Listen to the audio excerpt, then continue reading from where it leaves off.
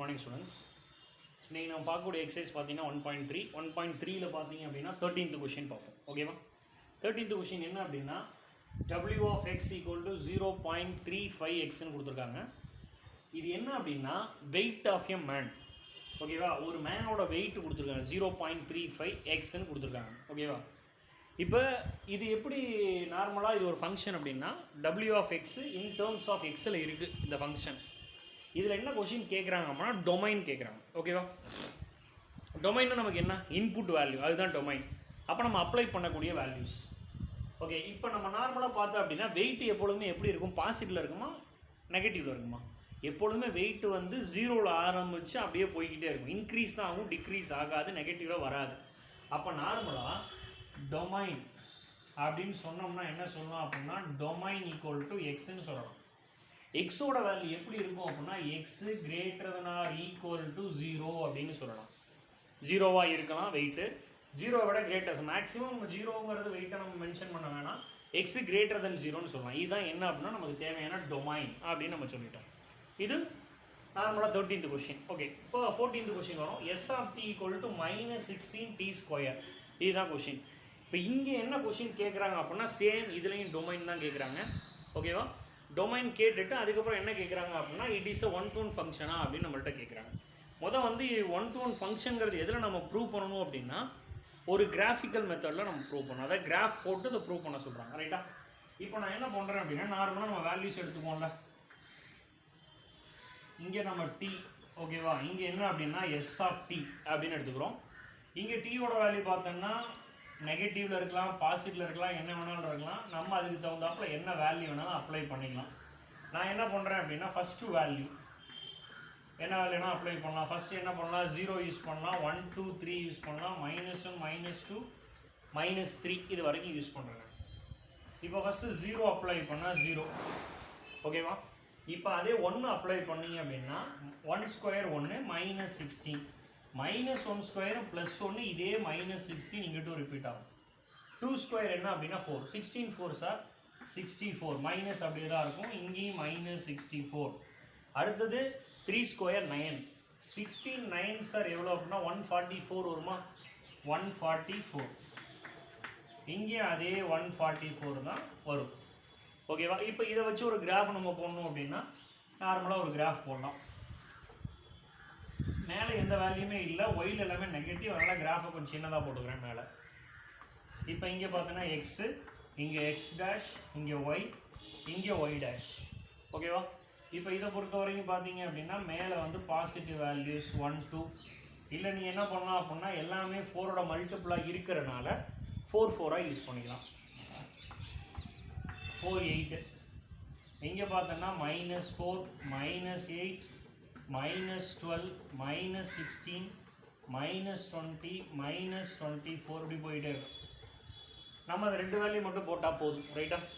இப்போ இங்கே பார்த்தீங்கன்னா எக்ஸோட வேல்யூ அதே மாதிரி மென்ஷன் பண்ணிக்கலாம். இங்கேயும் அதே மாதிரி எக்ஸோட வேல்யூ ஜென்ரலாக இந்த எக்ஸோட வேல்யூ 1 2 3 4 -1 -2 -3 -4 வேல்யூ அப்ளை பண்ணிக்கலாம். தெரியுதா? ரைட்.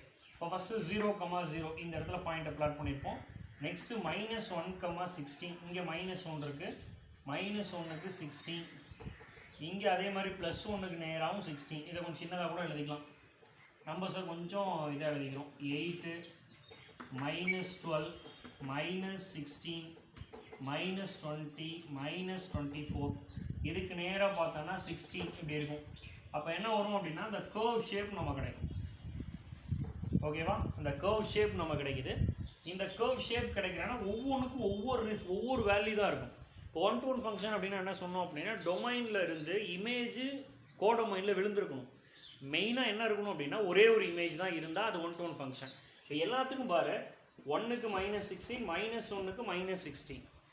இப்போ நார்மலாக பார்த்தோன்னா ஒவ்வொரு நம்பருக்கும் ஒரு இமேஜ் கிடைக்கிது, அவ்வளோதான். ஓகேவா? இதை நம்ம டயக்ராம்லையும் கொடுக்கலாம். சரியா? டயக்ராமில் கொடுக்கும்போது என்ன வரும் அப்படின்னா இட் இஸ் 1-to-1 ஃபங்க்ஷன் அப்படின்னு நம்ம சொல்லலாம். ஓகேவா? It is a 1-to-1 function. Next 15th question வந்துடலாம். சிஎம் ஈக்குவல் டு கொடுத்துருக்காங்க, எஸ்எம் ஈக்குவல் டுன்னு கொடுத்துருக்காங்க. சிஎம்ங்கிறது என்ன அப்படின்னா காஸ்ட், எஸ்எம்ங்கிறது என்ன அப்படின்னா சப் காஸ்ட் அப்படின்னு சொல்லலாம். ஓகேவா? அதாவது சர்காஸ்ட் அப்படின்னா அந்த காஸ்ட்டுக்கான வேல்யூ நம்ம சொல்லலாம். ஒன்றும் இல்லை, இப்போ அதாவது இது காசு சர்காஸ்ட் அப்படின்னா ஜிஎஸ்டின்னு சிம்பிளாக ஞாபகம் வச்சுக்கலாமே. இது காசு, இது ஜிஎஸ்டி, எம்ஆர்பி ரேட்டுன்னு சொல்லுவோம்ல, எம்ஆர்பியோட ஜிஎஸ்டி சேர்த்தானே போடுறாங்க, அது மாதிரி இது சர்காஸ்ட் எஸ்ங்கிறது. இப்போ நார்மலாக நமக்கு என்ன தேவைன்னா டோட்டல் காசு தான் கொஸ்டினில் கேட்குறாங்க, டோட்டல் காஸ்ட். ஓகேவா? அப்போ total cost equal to cost plus சர்காஸ்ட் ரெண்டும் சேர்ந்தது தான் என்ன அப்படின்னா டோட்டல் காஸ்ட். இதோட வேல்யூ பார்த்தோன்னா 0.4. இது எம்ங்கிறது என்ன அப்படின்னா மீட்டர், சரி, அதாவது 0.5 எம், இது மைல்ஸ் எம்ங்கிறது. இப்போ நம்ம கொஷினில் வந்து 1600 மைல்ஸோட டோட்டல் காஸ்ட்டு கேட்குறாங்க. அப்போ எம் இருக்கிற இடத்துல 1600 மைல்ஸை நம்ம அப்ளை பண்ணணும், அவ்வளோதான். அதை சிம்பிளை பண்ணலாம். 50 ப்ளஸ் 0.03 எம், இது ரெண்டையும் ஆட் பண்ணலாம்.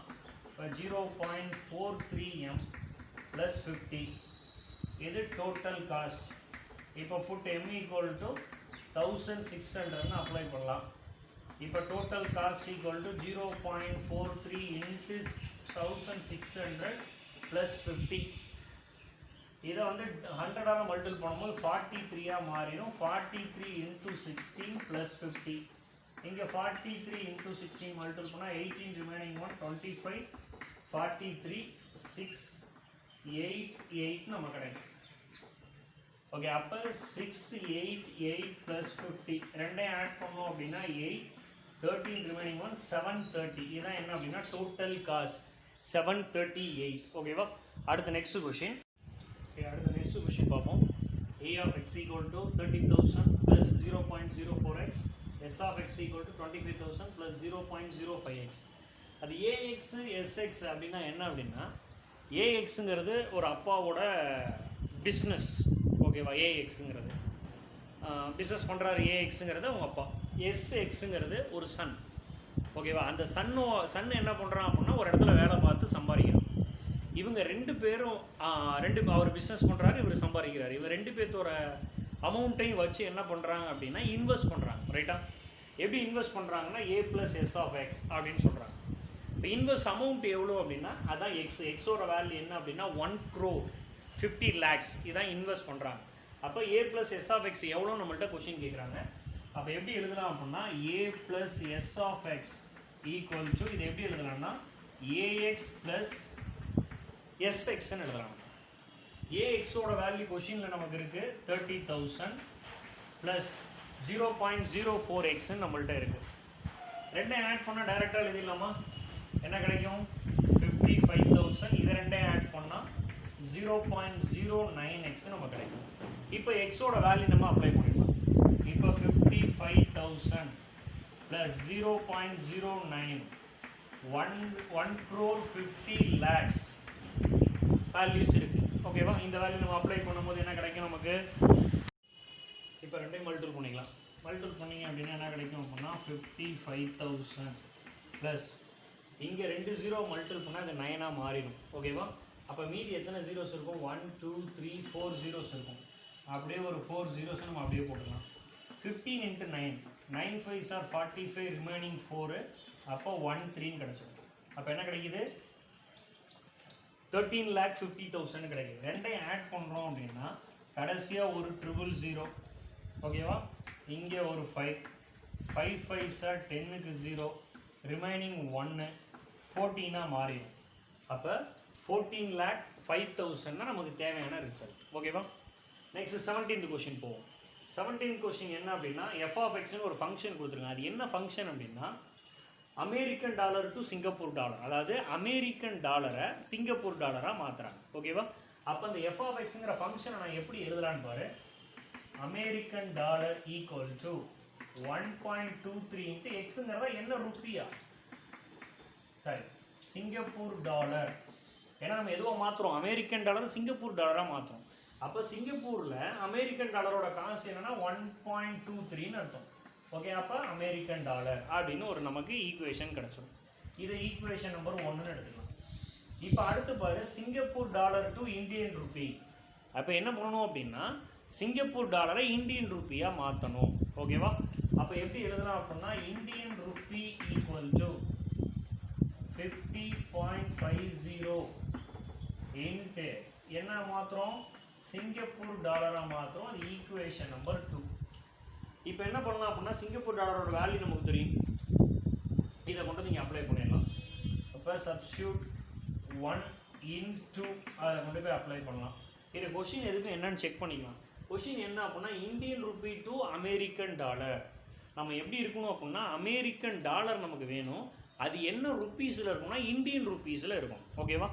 அதான் கொஷின். அப்போ நமக்கு தேவையானது அமெரிக்கன் டாலர். அப்போ செகண்டை தான் கொண்டு போய் என்ன பண்ண அப்ளை பண்ணுறோம் அப்படின்னா 1ல் கொண்டு போய் அப்ளை பண்ணுறோம்.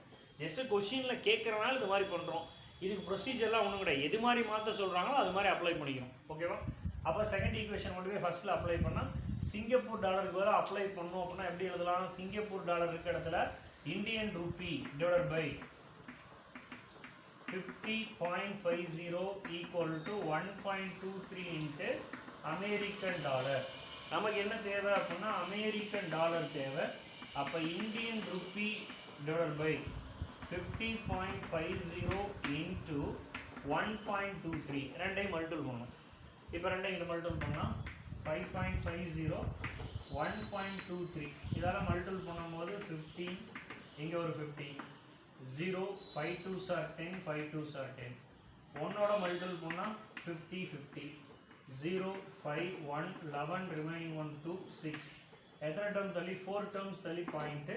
அப்போ நமக்கு தேவை Indian rupee divided by 62.115 equal to American dollar. American dollar Indian ருப்பியில் எவ்வளோ இருக்கும் அப்படின்னா 1 டிவைடட் பை 62.115 இருக்கும். அதான் நமக்கு தேவையான ரிசல்ட். ஓகேவா? ஓகே, அடுத்து நெக்ஸ்ட் கொஷின் பார்த்தீங்க அப்படின்னா கொஷின்லேயே வந்து காஸ்ட் ப்ரைஸ் கொடுத்துருக்காங்க 100. அதான் காஸ்ட் ப்ரைஸ் அப்படின்னா ஒரு வியாபாரி ஒரு பொருளை விற்கிறார் 100 ரூபாய்க்கு. ஓகேவா? எத்தனை பேருக்கு விற்கிறாருன்னு நமக்கு தெரியாது. அதாவது செல்லிங் ப்ரைஸ் நமக்கு தெரியாது. ஓகேவா? அதோட காஸ்ட் ப்ரைஸ் ஃபிக்ஸ் பண்ணியாச்சு. 100 ரூபான்னு ஃபிக்ஸ் பண்ணியிருக்காங்க. அது கஸ்டமரை பொறுத்து மாறும் குறையும். ஓகேவா? இங்கே நமக்கான ஒரு டி ஆஃப் எக்ஸ் கொடுத்துருக்காங்க. 200 மைனஸ் எக்ஸ்ன்னு நம்ம கொடுத்துருக்காங்க. ரைட்டா? இப்போ இதை பொறுத்த வரைக்கும் பார்த்தோம் அப்படின்னா 200 மைனஸ் எக்ஸுங்கிறது என்ன அப்படின்னா அவர் அச்சீவ் பண்ணுறது 200 கஸ்டமருக்கு கொடுக்கணும். ஓகே, அதிகபட்சம் கொடுக்கணுன்ட்டு. ஓகேவா? மைனஸ் எக்ஸ் அப்படின்னா செல்லிங் ப்ரைஸ் சப்ராக்ட் பண்ணி, அதாவது அவர் வாங்குறது 100 ரூபாய்க்கு வாங்குறாரு, விற்கிறது 200 ரூபாய்க்கு வைக்கிறாரு. ஓகேவா? அது கஸ்டமரை பொறுத்து என்ன பண்ணுவார், அந்த செல்லிங் ப்ரைஸை குறைச்சிக்குவார். ஓகேவா? அப்போ நமக்கு டே ரெவன்யூ கேட்குறாங்க, டோட்டல் காசு கேட்குறாங்க, டோட்டல் ப்ராஃபிட் கேட்குறாங்க. இப்போ டே ரெவன்யூங்கிறது என்ன அப்படின்னா நம்பர் ஆஃப் கஸ்டமர். ஓகேவா? Number of customer into selling price. அதனால் number of customer day revenue அப்படிங்கிறது ஒரு நாளைக்கு எவ்வளோ சேல் ஆகிருக்குங்கிறது நமக்கு தெரியாது. எத்தனை கஸ்டமர் வர்றாங்க, அத்தனை கஸ்டமர், அந்த கஸ்டமர்கிட்ட ஒவ்வொருத்தரும் எவ்வளோ வாங்குறாரு, செல்லிங் ப்ரைஸ், இதெல்லாம் சேர்த்தது தான் டே ரெவன்யூ. அப்போ நம்பர் ஆஃப் கஸ்டமருங்கிறது என்ன அப்படின்னா 200 மைனா எத்தனை பேர் வர்றான்னு தெரிலல்ல. அப்போ 200 மைனஸ் எக்ஸ் இன்ட்டு செல்லிங் ப்ரைஸுங்கிறது எக்ஸு. அப்போ சிம்பிளாக இருக்குன்னா 200x மைனஸ் எக்ஸ் ஸ்கொயர் தான் என்ன அப்படின்னா நமக்கு தேவையான day revenue. Next total cost. எப்படி நமக்கு டோட்டல் அமௌண்ட் நமக்கு எப்படி கிடைக்கும்? டோட்டல் அமௌண்ட்டுங்கிறது same number of customer into cost to price. இங்கே வந்து டே ரெவன்யூனா எத்தனை பேர் வர்றாங்கிறது நம்ம தெரிஞ்சுக்கிறோம். இப்போ இங்கே பொறுத்தவரைக்கும் டோட்டல் காஸ்ட் எவ்வளோ அமௌண்ட் என்கிட்ட வருது, வர்ற கஸ்டமர் இன்ட்டு வரக்கூடிய அமௌண்ட். ஓகேவா? Cost price. அப்போ 200 மைனஸ் எக்ஸ் இன்டூ 100 ரெண்டையும் மல்டிபிள் பண்ண என்ன கிடைக்கிது, இங்கே ஒரு 20,000 மைனஸ் 100x அப்படின்னு நம்ம கிடைக்கிது. இதுதான் என்ன அப்படின்னா டோட்டல் காஸ்ட். இப்போ டோட்டல் ப்ராஃபிட்டுங்கிறது நம்பர் ஆஃப் கஸ்டமர், நான் எவ்வளோக்கு அவங்களுக்கு கொடுத்துருக்கேன் அப்படிங்கிறது ப்ராஃபிட். ப்ராஃபிட் நமக்கு தெரியும். ப்ராஃபிட்டுங்கிறது நமக்கு என்ன ஃபஸ்ட்டு செல்லிங் ப்ரைஸா, செல்லிங் அதாவது காஸ்ட் ப்ரைஸ் செல்லிங் ப்ரைஸ் இருக்குது. இதை வச்சு தான் நம்ம ப்ராஃபிட் கண்டுபிடிக்கணும். ப்ராஃபிட் எப்படி கண்டுபிடிப்போம்? நமக்கு தேவையான செல்லிங் ப்ரைஸை வந்து காஸ்ட் ப்ரைஸை சப்ராக்ட் பண்ணால் தான் நமக்கு தேவையான ப்ராஃபிட். அதாவது காஸ்ட் ப்ரைஸு ஒரு பொருளை நான் வாங்குறேன், செல்லிங் ப்ரைஸுன்னு ஒரு பொருளை விற்கிறேன். அப்போ விற்கிறது தான் கண்டிப்பாக அதிகமாக இருக்கும். அதிலிருந்து சப்ராக்ட் பண்ணுறது தான் காஸ்ட் ப்ரைஸ் சப்ராக்ட் பண்ணுறது தான் ப்ராஃபிட். அப்போ number of cost equal to 200 minus X into ப்ராஃபிட்டுங்கிறது பார்த்தீங்க அப்படின்னா எக்ஸ் மைனஸ் 100. இது ரெண்டையும் மல்டிபிள் பண்ணால் நமக்கு தேவையான என்ன கிடச்சிரும், டோட்டல் ப்ராஃபிட் நமக்கு கிடச்சிரும். Next question y equal to அப்படின்னு கொடுத்துருக்காங்க. y equal to 5x/9 minus 160/9. இது வந்து இன்வெர்ஸ் கேட்குறாங்க. இன்வெர்ஸ் ஆல்ரெடி பைஜெக்டிவ் போடணும், சேம் கான்செப்ட். இப்போ அது y இருக்குது, y தான் f ஆஃப் எக்ஸ்னு அர்த்தம் நார்மலாக. ஓகேவா? இதுலேருந்து நம்ம வந்து எக்ஸை நம்ம கண்டுபிடிக்கணும். அப்போ முதல் இதை எங்கிட்ட கொண்டு வந்துடலாமா? அப்போ Y plus 160/9 equal to 5x/9. இதுக்கு சிம்பிளாக என்ன பண்ணலாம், எல்சிஎம் எடுத்துக்கொண்டோம்னா கொஞ்சம் ஈஸியாக இருக்கும். எல்சிஎம் எடுத்தோம் அப்படின்னா என்ன கிடைக்கும், 5x மைனஸ் 160/9, 9 எங்கிட்ட கொண்டு வந்துடலாம், 9y equal to 5x minus 160, 160 எங்கிட்ட கொண்டு வந்துடலாம், ப்ளஸ் 160 ஈக்குவல் டு 5x. ஏன்னா எக்ஸ் தேவை, 9y ப்ளஸ் 160/5. இதுதான் நமக்கு தேவையான g ஆஃப் ஒய். ஓகேவா? g ஆஃப் ஒய் தான் நம்ம எப்பொழுதுமே இன்வர்ஸாக நம்ம எழுதிக்குவோம். அப்போ f inverse of x equal to 9x plus 160/5. Question எக்ஸில் இருக்கனால இன்வர்ஸை நான் எக்ஸில் கன்வெர்ட் பண்ணிட்டேன் ஒய். இதுதான் f இன்வர்ஸ் ஆஃப் x. அதுக்கப்புறம் இது ஃபங்க்ஷனாக நம்மள்ட்ட கொஷின் கேட்குறாங்க. இது ஃபங்க்ஷனாக இல்லையான்னு கொஷின் எப்படி நம்ம சொல்லலாம் அப்படின்னா, இப்போ எக்ஸுக்கு நான் என்ன வேல்யூ போடுறோன்னா அதுக்கு தகுந்தாப்புல எனக்கு கிடைக்கும். ஓகேவா? எல்லா வேல்யூ அப்ளை பண்ணாலும் ஆன்சர் கிடைக்கும் கண்டிப்பாக. பாசிட்டிவ் வேல்யூ அப்ளை பண்ணால் positive result, negative value apply பண்ணால் நெகட்டிவ். எல்லாத்துக்குமே நெகட்டிவ் ரிசல்ட் வரும்னு சொல்ல முடியாது. ஒரு சில பாசிட்டிவ் ரிசல்ட், ஒரு சில நெகட்டிவ் ரிசல்ட். கண்டிப்பாக ரிசல்ட்டு கிடைக்குது. எந்த நம்பருக்குமே ஆன்சர் இல்லாமல் இல்லை, எல்லாத்துக்குமே ஆன்சர் கிடைக்குது. அப்போ it is a function. It is a function because என்ன சொல்லணும் அப்படின்னா, every element in a domain has a unique image on codomain. எல்லாத்துக்குமே என்ன ஆகுது அப்படின்னா ஒரு யூனிக் இமேஜ் இருக்கு, அதனால இட் இஸ் அ ஃபங்க்ஷன் அப்படின்னு நம்ம சொல்லிடலாம். ஓகேவா?